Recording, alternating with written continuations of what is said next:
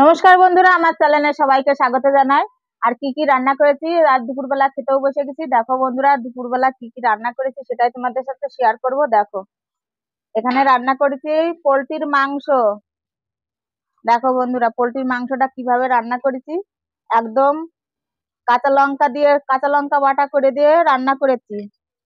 দুটো আলু দিয়েছি। এই দেখো, তরকারিটা তুলে নিলাম।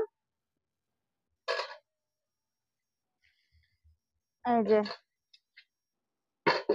আর এখানে রান্না করেছি বাটা মাছ।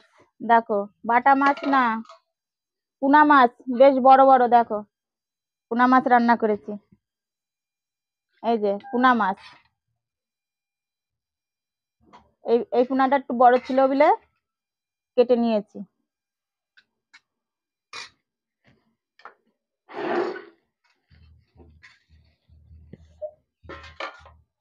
আর এখানে ভাত, গরম গরম ভাত।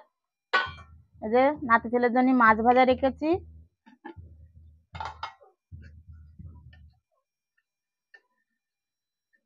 বাবা, ভাত একদম অনেক সময় রান্না হয়ে গেছিল, তাই দেখো অনেকে খাওয়া হয়ে গেছে, আর আমারও খাওয়া হয়েছিল না, তাই আমি খেতে বসে গেলাম।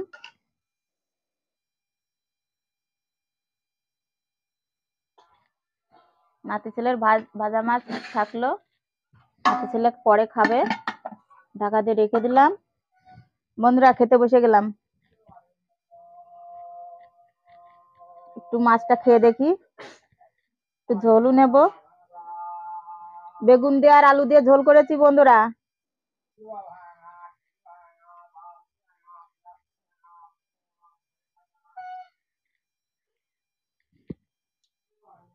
হ্যাঁ, তাজা মাছের ঝোলটা তো খুব ভালো হয়েছে। আর শীতের সময় বেগুনের ঝোল, বেগুন দিয়ে আর আলু দিয়ে তাজা মাছের ঝোল খুব খেতে খুব স্বাদ। আর রান্নানি তেল দিয়ে রান্না করেছি।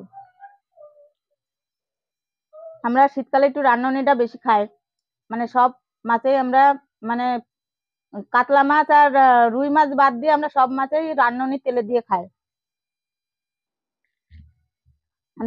একটা মাংস দেখি কেমন হয়েছে। খুব সুন্দর হয়েছে। বন্ধুরা, ভিডিওটি যদি ভালো লাগে তাহলে একটা লাইক করো, আর আজকের জন্য টাটা।